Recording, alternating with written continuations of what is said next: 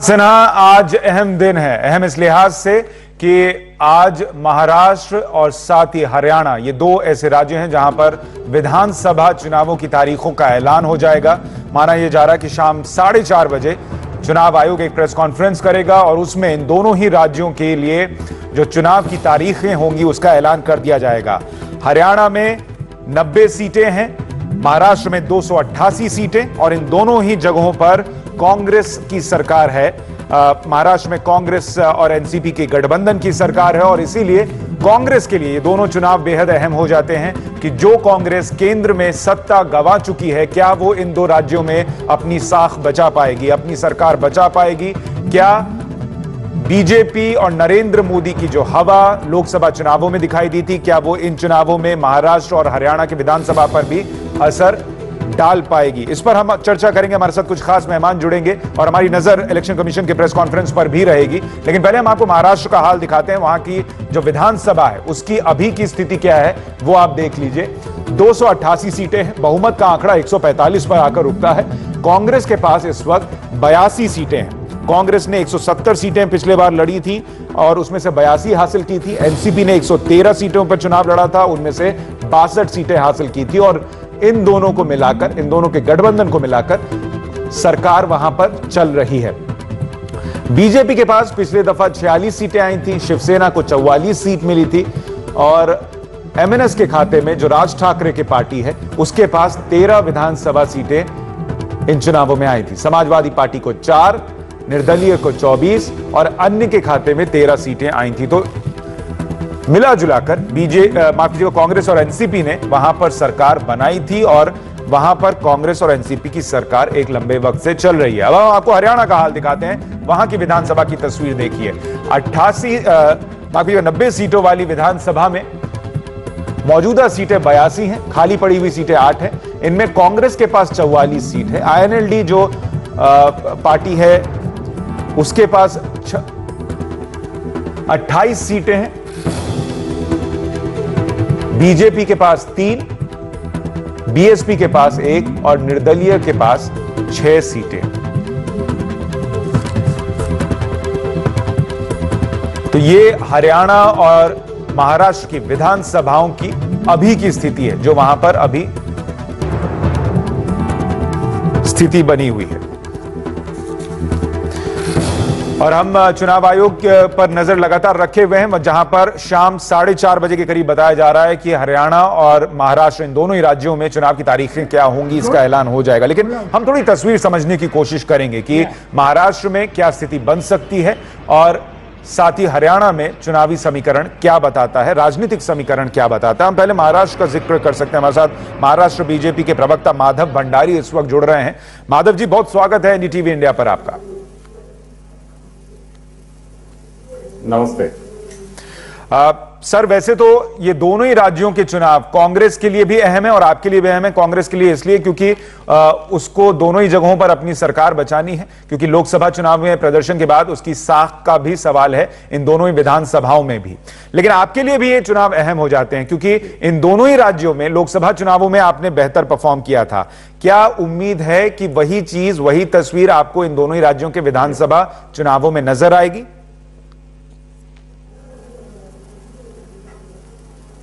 हरियाणा के बारे में मैंने कुछ कहना ठीक नहीं होगा क्योंकि मैं हरियाणा की जमीनी हकीकत से ज्यादा बिल्कुल। आप महाराष्ट्र के बारे में बताइए। जहां तक महाराष्ट्र की बात है तो महाराष्ट्र में मैं बिल्कुल आपको जी जी जी आप महाराष्ट्र के लिए बोल सकते हैं। जी, महाराष्ट्र के बारे में जब हम बात करेंगे तो मैं आपको ये बिल्कुल बता सकता हूँ, दावे के साथ और विश्वास के साथ ये बता सकता हूँ कि जिस तरह से हमने लोकसभा चुनाव में परफॉर्मेंस दिया था उसी लाइंस पर महाराष्ट्र की जनता विधानसभा चुनाव में भी हमें सफलता दिलाएगी, इसमें हमें पूरा विश्वास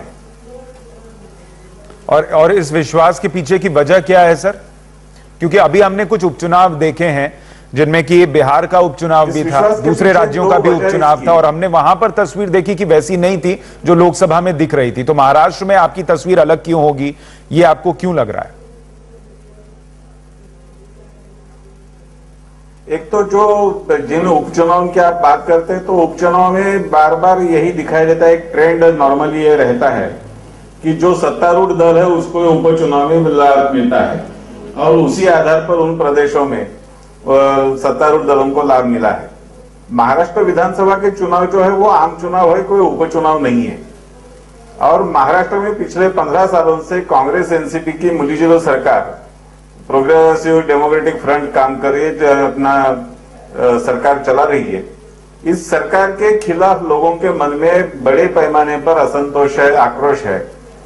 सरकार की असफलता इतनी बुरी है कि उसकी वजह से जनता संत्रस्त है और इसका नतीजा चुनाव के दरमियान निकल आएगा। हमारे साथ डीपी त्रिपाठी साहब भी जुड़ गए हैं, एनसीपी के नेता हैं, सांसद हैं, प्रवक्ता हैं।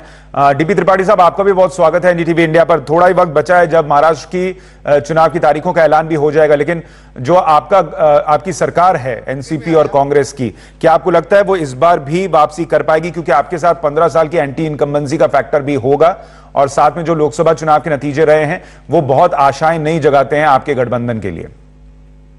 देखिए, ऐसा है कि इस समय देश में तमाम प्रदेशों में जो एक नई राजनीतिक परंपरा शुरू हुई है, वहां प्रशासनिक उपलब्धियां और जनता के लिए आप कितना काम करते हैं, उसके साथ ही साथ ईमानदारी, अगर ये सब लीडरशिप में है तो उसका फायदा हो रहा है। 10 साल चल रही है, कहीं 11 साल चल रही है, कहीं 15 साल चल रही है और उड़ीसा में तो 20 साल के लिए वो। लेकिन महाराष्ट्र में तो सर आपकी जो लीडरशिप है, जो मुख्यमंत्री हैं, उनके खिलाफ इतनी नाराजगी है, चाहे वो कांग्रेस में हो चाहे एनसीपी में हो, तो उस लीडरशिप के साथ आप कैसे आगे बढ़ पाएंगे? पहले ही इतने सवाल खड़े हुए हैं, आप क्या चुनाव में उतर पाएंगे उस विश्वास के साथ? नहीं, बिल्कुल, हम लोग पूरी मुस्तैदी के साथ चुनाव में उतर चुके हैं, उतर रहे हैं। नहीं, जहां तक हमारी पार्टी का सवाल है, हमने तो सारी मीटिंगें पहले से करनी शुरू कर दी हैं और हम लोग साथ साथ चुनाव लड़ेंगे।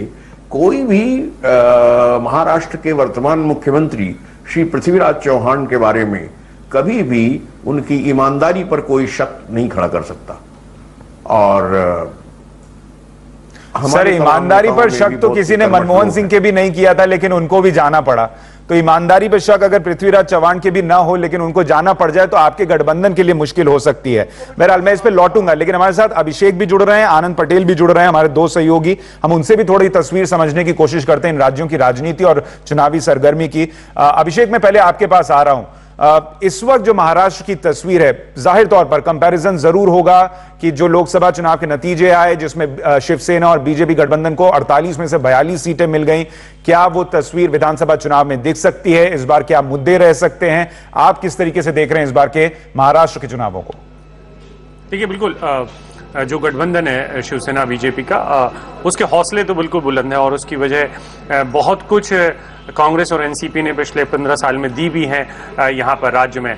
लेकिन जाते जाते जब जो आखिरी बात जहाँ पे डीपी त्रिपाठी जी ने छोड़ी थी, मैं उसी को थोड़ा सा आगे लेके जाना चाहता हूँ कि वो कह रहे हैं कि पृथ्वीराज चौहान जो है उनकी इमेज बहुत साफ है। इमेज को लेकर कोई दिक्कत नहीं है, यही इमेज दरअसल एनसीपी को बड़ी नागवार गुजर रही है, क्योंकि उनके बहुत सारे प्रोजेक्ट जो कि कांग्रेस के लोग ऑन रिकॉर्ड और ऑफ रिकॉर्ड दोनों कह रहे हैं कि एनसीपी की नाराजगी की बहुत बड़ी वजह ये थी कि मुख्यमंत्री काम नहीं कर रहे हैं। और वो जब हम मुख्यमंत्री से बात करते हैं ऑन रिकॉर्ड और ऑफ रिकॉर्ड, तो वो कहते हैं कि एनसीपी के कुछ ऐसे प्रोजेक्ट हैं जिनको मैं नहीं पास करना चाहता, क्योंकि वहां से कुछ बदबू आती है, कुछ ऐसी गंध आती है जिसकी वजह से उन्हें नहीं किया जा सकता।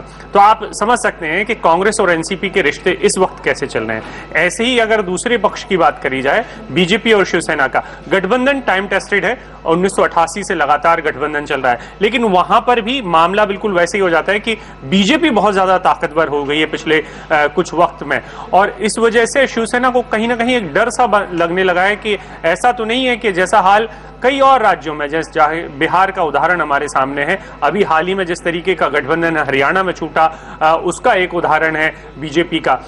उन तमाम चीजों से बीजेपी से घबराई हुई है शिवसेना, और इसके चलते गठबंधन में वहां पर भी तनाव है। लेकिन अगर आप तनावों को की तुलना करना चाहेंगे तो जाहिर सी बात है कि कांग्रेस एनसीपी के वक्त के बीच में पिछले कुछ समय से नहीं, पिछले लंबे समय से लगातार ऐसी बातें सामने आती रही हैं जिससे ऐसा लगता है कि उनके बीच में बहुत कुछ अच्छा नहीं चल रहा है। और जहां तक की बात लीडरशिप की है, उसको लेकर इतनी बातें हुई हैं महाराष्ट्र में कि कई बार ऐसा लगता है कि ये मुख्यमंत्री अब कितने दिन रहने वाले हैं, कितने महीने रहने वाले हैं। यहाँ पे सट्टा चलता है कि मुख्यमंत्री नहीं, ये मुख्यमंत्री 1 साल तक के लिए बस रह पाएंगे, 2 साल तक के लिए रह पाएंगे। तो पिछले कुछ वक्त में कहीं ना कहीं उन तमाम चीजों का असर राज्य की राजनीति पर भी दिखा है, उसकी वजह से राज्य की तरक्की पर भी दिखा है। तो लगातार इस तरीके के सवाल उठते रहे। अब ये जो चुनाव होने वाला है, इन चुनावों में लगातार हमें ये समझना होगा कि मुख्यमंत्री की जो इमेज है उसको लेकर कांग्रेस आगे बढ़ना चाहती है। वो लगातार अपने पक्ष को इसी तरीके से रख रही है कि अगर ईमानदारी ही मुद्दा है तो देखिए कांग्रेस के मुख्यमंत्री कितने ईमानदार हैं। अभिषेक, मैं आनंद के पास जाऊं और थोड़ा हरियाणा को समझूं और वहां की राजनीति पर चर्चा करूं। उससे पहले एक सवाल आपके लिए और कि एक तो आप वजह बता रहे हैं कि कांग्रेस और एनसीपी बहुत उत्साहित होने की वजह बीजेपी और शिवसेना को खुद दे रहे हैं, क्योंकि एक तो उनका 15 साल का एंटी इनकम्बेंसी फैक्टर भी है, उनके बीच के रिश्ते बहुत अच्छे नहीं हैं, जिसकी वजह से और कई स्कैम्स और घोटालों के आरोप भी बीते कई सालों में चलते रहे हैं। ऐसे में 2 सवाल अभिषेक आपके लिए कि एक तो मुद्दे मोटे तौर पर कौन से रहने वाले हैं इन चुनावों में महाराष्ट्र में, और साथ ही क्या जो महाराष्ट्र नवनिर्माण सेना है राज ठाकरे की पार्टी, क्योंकि अब उसको थोड़ा वक्त हुआ है, वो इन चुनावों में आपको लगता है कि कोई रोल अदा कर पाएगी या कोई इंपैक्ट छोड़ पाएगी?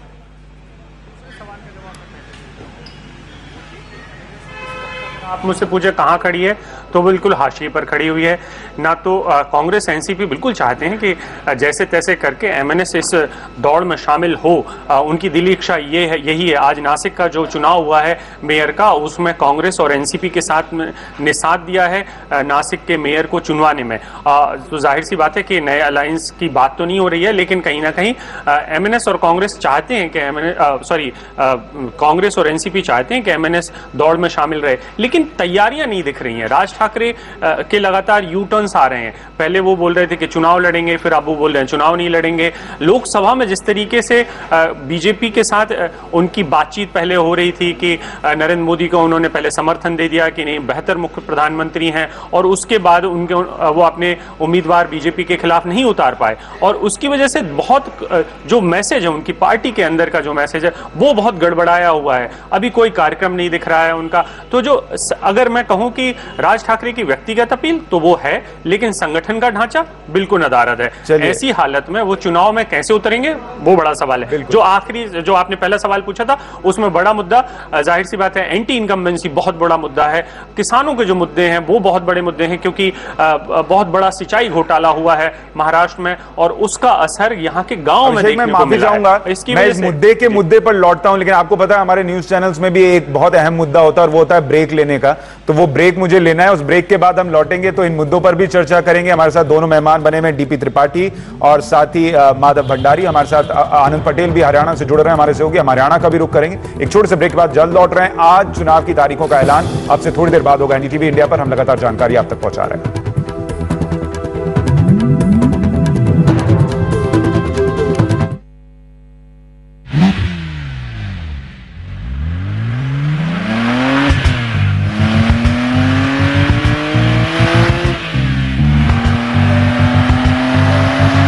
A human being goes from 0 to 60 in less than 2 billion seconds.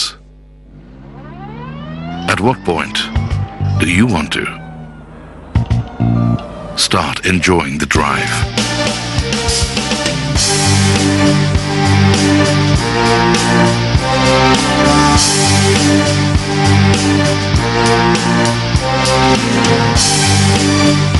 Don't postpone joy. ये 70% बिजली बचाता है जी। वो यूपीएस भी। ये देखिए सर, ये कितनी बिजली बचाता है? ये बिजली नहीं बचाता है। खामोश! ले आइए माइक्रोटेक विद आईपीएस टेक्नोलॉजी, जो रोज आपकी इतनी बिजली बचाए कि 3 साल में हो जाए फ्री। पद्मिनी लाए हैं gas hobs with Indian brass burner और ऑटो इग्निशन के साथ रोटी पुलाओ गैस बचाओ। पद्मिनी अप्लायंसेस।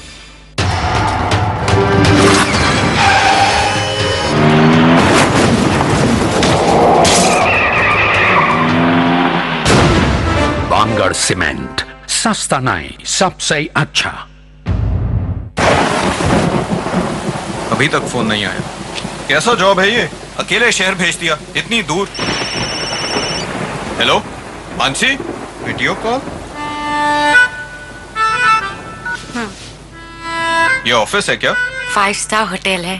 लेकिन डोंट वरी पापा, ऑफिस पे कर रहा है। 5 स्टार बेड, 5 स्टार तकिए। शेयरिंग है क्या? इतने सारे तकिए तो हमारे घर में भी नहीं है। मेरा कबर्ड, और रात को भूख लगे तो। और अब देखो बाथरूम कांच का, वरना अंदर से टीवी कैसे दिखेगा। ये कौन आ गया? Miss Kaushal, your dinner. Miss Kaushal. Miss Kaushal. और माँ समुंदर। दिखा दिखा। पापा आप कहते थे ना समुंदर की हवा पहाड़ों तक नहीं पहुँचती। हाँ, पर आज तो पहाड़ खुद समुंदर के पास आ गया। कभी कभी बस एक स्मार्टफोन लाइफ में थोड़ा मैजिक ला सकता है, तभी तो खास स्मार्टफोन्स के लिए बना है एयरटेल। आलू टिक्की खानी है? तुम बनाओगे? Of course. तेल सेकंड शेल्फ नहीं है। It's right there. तुम्हें घूर रहा है तेल। तो दिख क्यों नहीं रहा है? और मुझे मिल गया तो रोज शाम के स्नैक्स मैं बनाऊंगा। इतना सा तेल। फिलिप्स का नया air fryer, tasty crunchy fried food with 80% less oil. तो कल समोसे। Philips air fryer, 100% great taste, 80% less oil. Innovation and you. Philips. विधानसभा चुनाव की तारीखों का ऐलान अब से थोड़ी देर में 4:30 बजे के करीब इलेक्शन कमीशन एक प्रेस कॉन्फ्रेंस करने वाला है, जिस पर हम नजर रखेंगे। और हरियाणा और महाराष्ट्र में जो चुनावी जंग है उसकी तारीखों का ऐलान हो जाएगा। लेकिन क्या तस्वीर वहां बन सकती है, क्या राजनीतिक समीकरण वहां बन सकते हैं, क्या चुनावी माहौल वहां पर बना हुआ है, इस पर हम चर्चा कर रहे हैं। हमारे साथ लगातार कुछ मेहमान बने हुए हैं। हमारे साथ माधव भंडारी हैं, महाराष्ट्र बीजेपी के प्रवक्ता हैं। हमारे साथ डीपी त्रिपाठी हैं, एनसीपी के प्रवक्ता और सांसद हैं। हमारे साथ 2 सहयोगी अभिषेक और आनंद पटेल बने हुए हैं। आनंद, मैं आपके पास आना चाहूंगा। इस वक्त जो हरियाणा की राजनीति की तस्वीर है इन चुनावों के ठीक पहले, वो किस तरीके की दिख रही है? क्योंकि कुछ गठबंधन टूट रहे हैं, कुछ नेता टूट रहे हैं जो अलग अलग पार्टियों में जा रहे हैं। क्या तस्वीर बनती दिख रही है? बिल्कुल, देखिए लोकसभा चुनाव के बाद ये पहला चुनाव हो रहा है विधानसभा का, और हरियाणा में जो राजनीति है वो बहुत उथल पुथल भरी रही है जब से लोकसभा चुनाव खत्म हुए हैं। चाहे वो कांग्रेस देख लें, जो मुख्यमंत्री हैं उनके सियासी भविष्य का सवाल है ये चुनाव। 10 साल से मुख्यमंत्री हैं, लेकिन जो सत्ता विरोधी लहर है उससे वो कैसे पार पाएंगे, ये उनके लिए सबसे बड़ा सवाल है। बीजेपी जिसने 8 में से 7 सीटें लोकसभा की जीती हैं और मोदी लहर पर चढ़ी हुई है, और उसे लग रहा है कि वो पहली बार अकेले अपने दम पर सत्ता पर काबिज हो जाएगी हरियाणा में। इसके लिए उसने अपनी जो गठबंधन है हरियाणा जनहित कांग्रेस से, उसकी भी बलि दे दी। चौटाला की पार्टी है इंडियन नेशनल लोक दल, उनके 2 बड़े नेता ओम प्रकाश चौटाला, अजय चौटाला, दोनों सजा याफ्ता हैं, तिहाड़ जेल में आते जाते रहते हैं, उन्हें बेल मिली हुई है फिलहाल तो। लेकिन INLD के लिए ये जो चुनाव है ये अस्तित्व का सवाल है। 10 साल से सत्ता से बाहर हैं। बिश्नोई के लिए भी यह अस्तित्व का सवाल होगा। लोकसभा चुनाव में वो पूरी तरीके से हारे, और अब ये चुनाव अगर वो अच्छे से नहीं करते हैं तो पार्टी रहेगी या नहीं रहेगी, इस पे मंथन होगा। तो एक तरह से कह लिया जाए सभी जो 4 बड़े स्टेक होल्डर्स हैं, चौकोना मुकाबला हरियाणा में कहा जा रहा है, और चारों पार्टियों के लिए एक तरह से कह लिया जाए तो अस्तित्व का सवाल है। और यही वजह है कि इतनी उथल पुथल, इतनी ऊहापोह मची हुई है हरियाणा की सियासत में इस वक्त जो विधानसभा चुनाव होने वाले हैं। मेरे ख्याल से अक्टूबर के पहले पखवाड़े में हो जाएंगे, लेकिन जो तैयारियां हैं सभी पार्टी की वो सभी पार्टियां लगी हुई हैं। अगर INLD की बात करें, उसने अपने जो कैंडिडेट्स हैं वो पहले ही अनाउंस कर दिए हैं। बीजेपी ने कुछ कैंडिडेट अनाउंस किए लगभग आधे, लेकिन जिस तरीके से हालात रहे हैं बीजेपी को जो सामना करना पड़ रहा है जिस स्थिति का, जो उनके प्रदेश अध्यक्ष हैं उनके दफ्तर पर हमला हुआ, उनके घर पर जो है पुलिस का कड़ा पहरा बैठाया गया, क्योंकि जो टिकट के दावेदार हैं वो इतने ज्यादा हैं इस बार बीजेपी के लिए। सबको लग रहा है कि बीजेपी इस बार सत्ता में आ सकती है, यही वजह है कि इतने ज्यादा दावेदार हो गए हैं। बहुत सारे जो नेता हैं, मुख्यमंत्री हैं भूपेंद्र सिंह हुड्डा, उनके लिए भी कमोबेश वैसी मुश्किल है जो यहाँ पर महाराष्ट्र में पृथ्वीराज चौहान के लिए है कि उनको पार्टी के अंदर से ही बहुत विरोध झेलना पड़ रहा है। अपने या तो टूट रहे हैं या उनके खिलाफ बगावत कर रहे हैं, और इस वजह से पार्टी जो है वो और कमजोर भी होती है।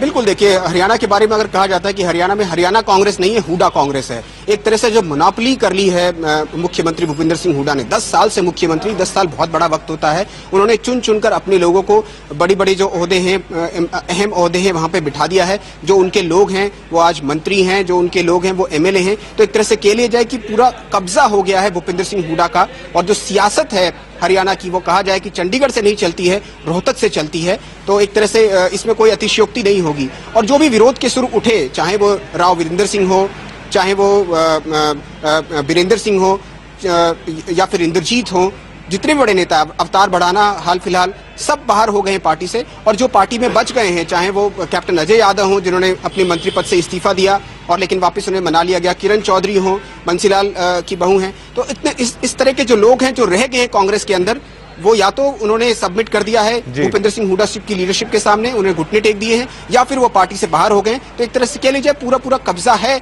मुख्यमंत्री भूपिंदर सिंह हुडा का। लेकिन 10 जनपद को पार्टी हाईकमान को इस बात का एहसास है। और यही वजह है कि जिस तरीके से शुरू में हम देखें जो कांग्रेस के विज्ञापन आ रहे थे, उसमें मुख्यमंत्री हुडा का बहुत बखान किया जा रहा था, उन्हें बढ़ा चढ़ाकर दिखाया जा रहा था। लेकिन बाद में उनके पर कतरे गए और उनके बारे में जो अतिशयोक्तियां कही जा रही थी विज्ञापन के अंदर, उन्हें काट दिया गया, काट छाट की गई। तो और जो कैंपेन कमेटी बनाई गई चुनाव के लिए, वो विज्ञापन यहाँ दिल्ली तक में आ रहे थे। मैं आपको बताऊं आनंद, हम लोग भी गाड़ियों से जब दफ्तर जा रहे होते थे तो रेडियो पर भूपेंद्र सिंह हुड्डा के कामकाज को प्रचारित करने के लिए रैप भी चल रहे थे, बहुत सारे एड्स आ रहे थे। अब देखना होगा उनका कितना असर होगा और कितने युवा उस एड के जरिए जुड़ पाएंगे जो मौजूदा सरकार है उससे। लेकिन तस्वीर क्या बनती है ये हम समझने की कोशिश कर रहे थे। हमारे दोनों सहयोगी अभिषेक और आनंद पटेल इसमें हमारी मदद कर रहे थे। माधव भंडारी साहब और डीपी त्रिपाठी साहब, मैं माफी चाहूंगा, मुझे एक छोटे से ब्रेक के लिए रुकना पड़ रहा है और उसके बाद मैं सीधा आप दोनों के पास ही आऊंगा। हम जल्द लौट रहे हैं, इस बड़ी खबर पर बने हुए। आपसे थोड़ी देर बाद चुनाव की तारीखों का ऐलान होने जा रहा है हरियाणा और महाराष्ट्र विधानसभा चुनावों के लिए। आज कोई गड़बड़ नहीं होनी चाहिए। बहुत अच्छी लग रही हो। एक नया रेस्टोरेंट खुला है, ले आओ एम्बी प्योर, अब नई खुशबुओं में। कल कितने बजे मिल रहे हैं? एम्बी प्योर।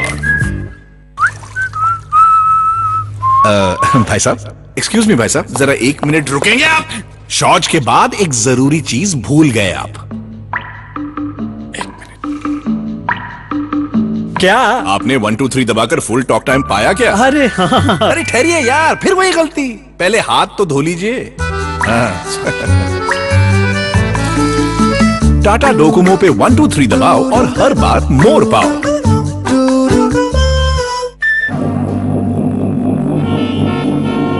सुन सुन सरकत सरकत, कुछ घिसट घिसट पर निकल चलत। संग पै पै पौ पौ भिन्न भिन्न, इस धम धुलुम में ट्रेन ट्रेन दिखाई नहीं देता। सकरी गलियां कुछ फच फच, पर रुक मत अब तो सच सच। वो भीड़ जो हो या तंग जाम, सुर निकल करके सलाम। जब वो बोले आगे से राइट भाई, पीछे से लेफ्ट। अरे तो दीवार है, अरे पहुंचेंगे, यही है फाइट। घर ढूंढने में कोई दिक्कत तो नहीं हुई? बिल्कुल। इंडिया जैसी अमेजिंग जगह के लिए हम लाए हैं एक अमेजिंग गाड़ी, होंडा अमेज, अमेजिंगली इंडियन। बढ़ते जा तू बढ़ते जा, बैंक की ओर तू कदम बढ़ा। देशवासियों, अगर बैंक में खाता नहीं है तो आज ही नजदीकी बैंक शाखा या शिविर में या बैंक मित्र से संपर्क करें। बढ़ते जा। डाउनलोड करें मेक माई ट्रिप का मोबाइल ऐप और जीते कैश हर रोज। 10% cashback for everyone, 50% cashback for 50 winners every day and 100% cashback for 10 winners every day. Book faster, save bigger with make my trip mobile app. Engineering students, world का strongest material क्या है? Sir, JK super cement. क्या? ओए, engineering करके building की बनाओगे या फिर क्विज खेलोगे? जेके सुपर सीमेंट, विश्वास है इसमें कुछ खास है। अब से थोड़ी देर बाद हरियाणा और महाराष्ट्र की विधानसभा चुनावों की तारीखों का ऐलान होने जा रहा है। प्रेस कॉन्फ्रेंस अब से थोड़ी देर बाद होगी चुनाव आयोग की और उस पर हमारी नजर लगातार बनी हुई है। वहां से सीधी तस्वीरें आप तक पहुंचाएंगे, लेकिन फिलहाल हम चर्चा कर रहे हैं और समझने की कोशिश कर रहे हैं कि इन दोनों ही राज्यों के लिए चुनावी तस्वीर क्या बनती दिख रही है। माधव भंडारी बीजेपी के, महाराष्ट्र बीजेपी के प्रवक्ता, और डीपी त्रिपाठी एनसीपी नेता हमारे साथ लगातार बने हुए हैं। माधव भंडारी साहब, अभी तक की स्थिति महाराष्ट्र में यह रहती थी कि शिवसेना जो है वो बड़े भाई की भूमिका में रहती थी और बीजेपी छोटे भाई की भूमिका में। लेकिन जो हाल के दिनों में पार्टी का प्रदर्शन रहा है लोकसभा चुनावों के बाद, क्या आपको लगता है वही तस्वीर, पुरानी तस्वीर रह सकती है, या इस बार आप लोग ज्यादा सीट पर चुनाव लड़ना चाहेंगे?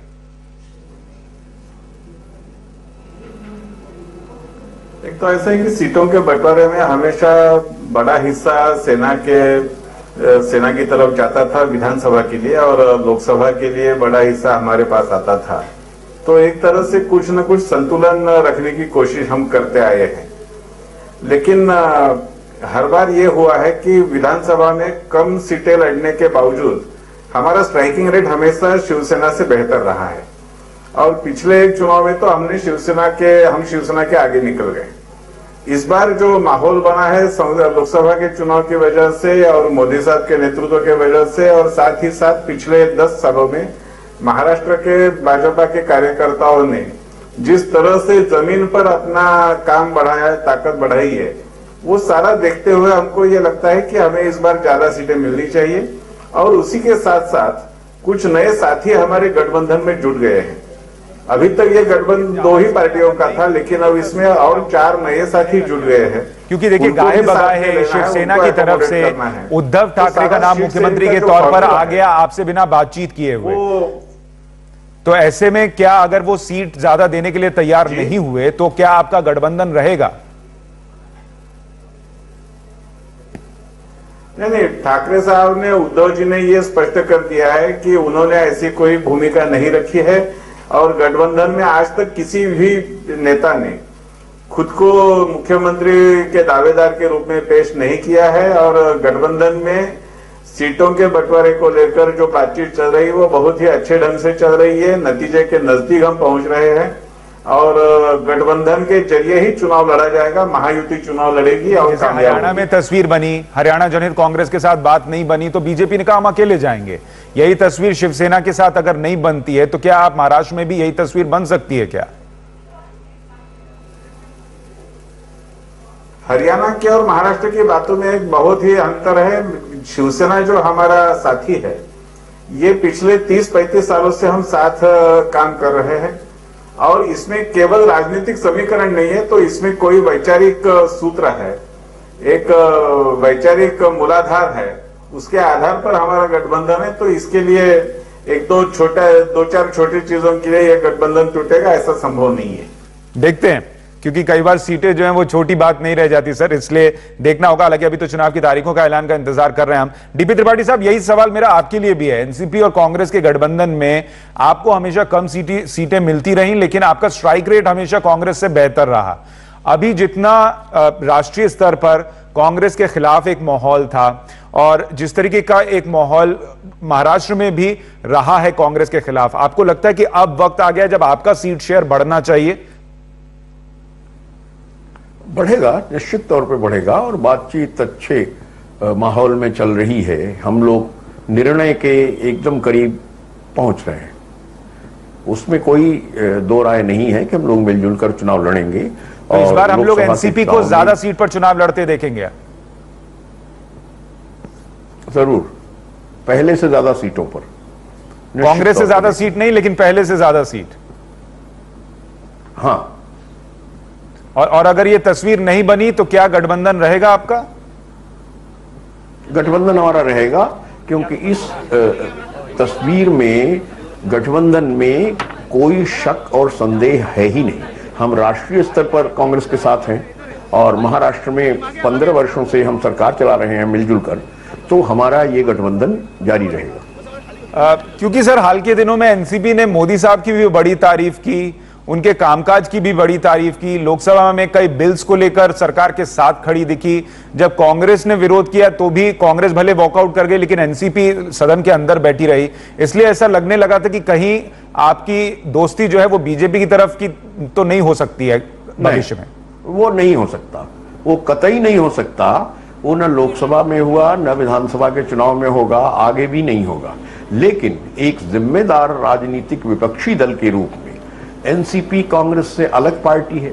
हालांकि हम दोनों एक ही गठबंधन में हैं, बहुत सारे मसलों पर हमारी राय अलग होती है, और उससे ये अंदाजा नहीं लगाना चाहिए कि हम कोई भारतीय जनता पार्टी का समर्थन कर रहे हैं। सर, आपको लगता है कि ये जो पिछले 5 साल का कामकाज रहा और जितने स्कैम्स वहां पर हुए, जितने आरोप लगते रहे, वाटर क्राइसिस रहा, इन्फ्लेशन रहा, महंगाई की मैं बात कर रहा हूं, या जिस तरीके के आरोप लगते रहे, और केंद्र में भी कांग्रेस को लेकर जो एक मूड रहा या नेगेटिव मूड रहा, उसकी वजह से आपको थोड़ा या आपकी पार्टी को थोड़ा नुकसान उठाना पड़ा और शायद विधानसभा चुनावों में भी उठाना पड़े? ऐसा मुझे तो नहीं लगता। भारतीय जनता पार्टी और शिवसेना को जरूर नुकसान उठाना पड़ेगा, ये आप देख लीजिएगा। लोकसभा वाली स्थिति विधानसभा चुनाव में नहीं रहेगी। ऐसा आपको क्यों लग रहा है? इसलिए लग रहा है कि एक तो उनके बीच मतभेद ज्यादा हैं, दूसरी बात यह है कि जो वादे भारतीय जनता पार्टी ने किए थे उसमें से एक भी वादा वो पूरा नहीं कर पाए हैं, उस रास्ते पर चले भी नहीं है। और इसीलिए आप देखेंगे कि चाहे उत्तराखंड में उपचुनाव हुए, चाहे बिहार में उपचुनाव हुए, और अब जो उत्तर प्रदेश में उपचुनाव होंगे उसमें भारतीय जनता पार्टी नहीं, लेकिन अमूमन हम कहते हैं ना सर कि जो विधानसभा के चुनाव होते हैं उनके मुद्दे, उनका फील, उनका एक जो नेचर होता है वो लोकसभा चुनावों से अलग होता है। तो आपको लगता है केंद्र की सरकार का परफॉर्मेंस ऐसा होगा कि वो विधानसभा पे असर डाल देगा कि पिछले 100 दिन में मोदी सरकार परफॉर्म नहीं कर रही है तो वहां पर बीजेपी शिवसेना को मौका न मिले और लोग आपका एंटी इनकम्बेंसी भूल जाएंगे? नहीं, हम ऐसा कह रहे हैं कि देखिए, आप खुद देख रहे हैं देश में क्या मूड है। जितने सर्वेज आए हैं, जितने सर्वेक्षण हुए, जितने विश्लेषण आए हैं, सब में ये कहा जा रहा है कि 100 दिनों में ही जो पहले का समर्थन का उत्साह था वो कम हुआ है देश में। नहीं सर, मेरा सवाल ये है कि जब लोग वोट देने जाएंगे तो आपके 5 साल का काम का आकलन करेंगे या मोदी सरकार के 100 दिन का काम देखेंगे वोट देते वक्त? नहीं, हमारा तो 15 साल का काम है। नहीं, अभी मैं तो सिर्फ 5 की बात कर रहा हूं। 15 छोड़ दीजिए, 15 साल को तो मैं छोड़ दे रहा हूं। मैं कह रहा हूं 5 साल, पिछले 5 साल का कामकाज वो देखेंगे वोट देते वक्त, या मोदी जी का 100 दिन का काम देखेंगे महाराष्ट्र के लिए? नहीं, उस तरह की तुलना नहीं की जा सकती, क्योंकि राजनीति में, खासतौर से भारत की लोकतांत्रिक राजनीति में, आपने बहुत केंद्रीय सत्ता को देखा और उसके बाद 2 साल में, 2.5 साल में और कई दफा तो 1 साल में आपने देखा कि क्या असर हुआ उसका। मैं अभी नाम लेना नहीं चाहता तमाम नेताओं का। जी, आप कुछ बात कहना चाह रहे थे, अपनी बात रखिए। नहीं, मैं तो वही कह रहा हूं। नहीं, मैं माधव जी से कह रहा हूं। माधव जी, त्रिपाठी जी जो कह रहे हैं, माधव जी, ठीक, ओके। त्रिपाठी जी जो कह रहे हैं वो कौन से वादे हमने पूरे नहीं किए इसके बारे में कह रहे हैं, ये तो मैं समझ नहीं पाता हूं, क्योंकि 15 साल से इन्हीं की सरकार काम कर रही है। 15 सालों में हमारे वादे हमने कहां पूरे करने थे ये हमारी समझ में नहीं आता है। लेकिन 15 सालों में इनकी गवर्नमेंट ने जो वादे पूरे नहीं किए और उसके बजाय राज्य को, जनता को लूटा, वो सारा हिसाब किताब जनता के सामने है। कुल मिलाकर जो घोटाले हुए हैं उनकी फिगर तो वूपिंग है और वो आसमान को छूने वाली फिगर है। किसानों की जो खुदकुशियां है उसकी फिगर आसमान को छूने वाली है।